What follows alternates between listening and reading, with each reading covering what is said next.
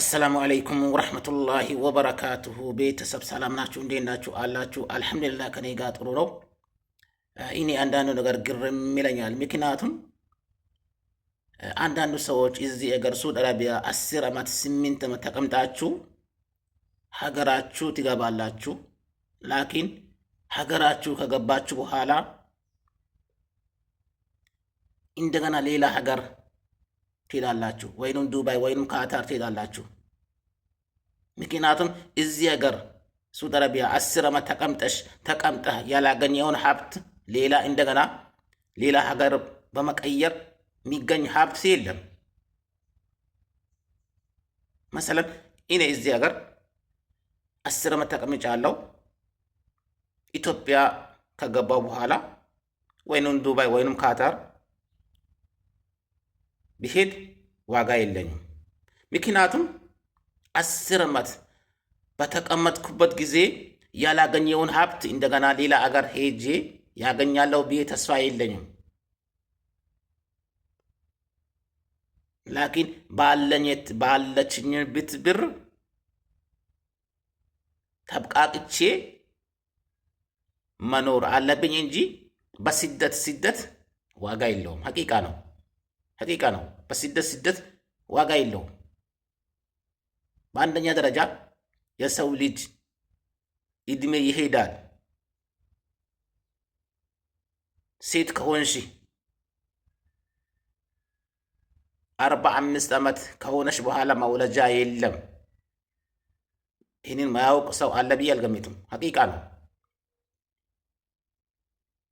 ወንዱ ልጅ ያው ችግር የለበትም። ላኪን በተለይ ሴቶች ከአንድ አገር ትቀየራላችሁ። ሐቂቃ ነው። ብዙ ሴቶች አላችሁ። ይህ መቀያየር ዋጋ የለውም።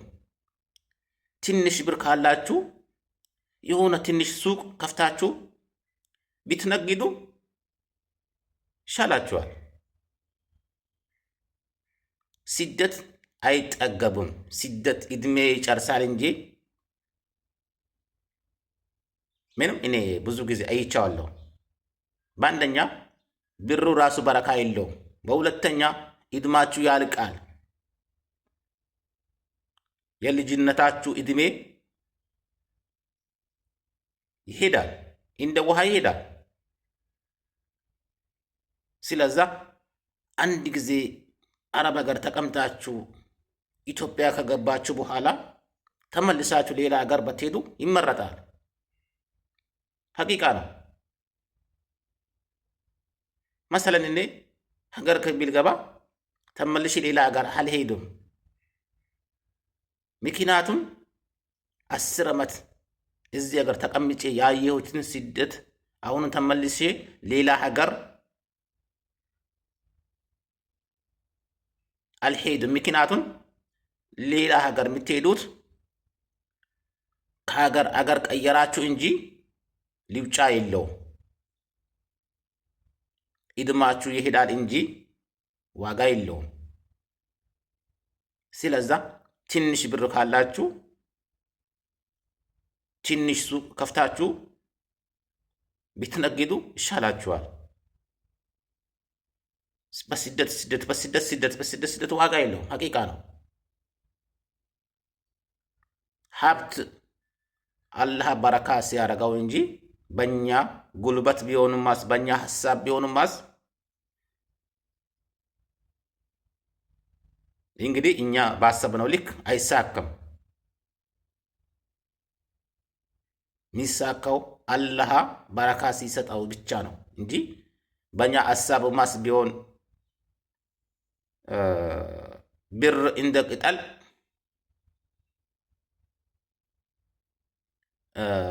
እንደሚመጣልን እንመኛለን። ስለዛ በእኛ አስተሳሰብ አይደለም። ለማንኛውም አላህ በረካ ይስጠን እላችኋለሁ። ሐቂቃ ነው። ከአንድ አገር መቀያየር ዋጋ የለውም። እኔ ምክንያቱም አላችሁ ብዙ ሴቶች አላችሁ እዚህ ሀገር ተቀምጣችሁ ወይም ዱባይ ተቀምጣችሁ እዚህ ሀገር መታችሁ እድማችሁ የምታቃጥሉ ከአንድ ሀገር አንድ ሀገር የምትሄዱ የምትባረሩ። ምክንያቱም አለ ችግር አለ፣ ግን ችግር የለም ማለት ሳይሆን ችግር አለ። 10 ዓመት አረብ ሀገር ተቀምጣችሁ የያዛችሁትን ቤት ወይም መንግስት ወይም የተለያየ ነገር ችግር ሊገጥመው ይችላል። በዛ ምክንያት ልትሄዱ ትችላላችሁ። ላኪን ግን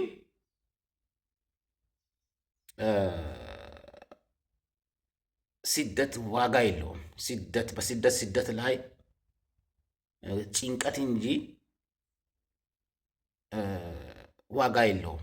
ምክንያቱም ትንሽ ሱቅ ከፍታችሁ ብታንችራችሩ የተሻለ ህይወት ሊኖራችሁ ይችላል። አትሸወዱ ላችኋለሁ።